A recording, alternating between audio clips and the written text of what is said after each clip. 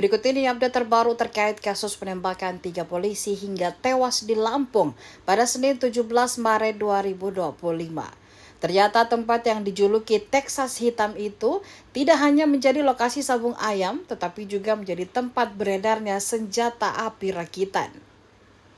Dikutip Tribun Timur dari Tribun Sumsel, hal itu disampaikan oleh Kapendam 2 Sriwijaya, Kolonel Infanteri Eko Syahputra Siregar.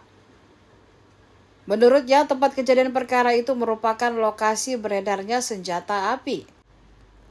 Kini, lokasi TKP penembakan terhadap 3 anggota polisi itu telah dipasangi garis polisi. Terlihat sebuah arena dan terpal biru yang terbentang dengan terikat di beberapa batang pohon untuk menutupi ayam-ayam. Kondisi di TKP pun dipenuhi barang hingga berantakan. Masih terdapat sejumlah kendaraan roda 4 dan roda 2 yang diduga milik pengunjung sabung ayam. Lokasi yang dijadikan tempat judi sabung ayam itu terletak di tengah perkebunan tebu yang jauh dari permukiman warga.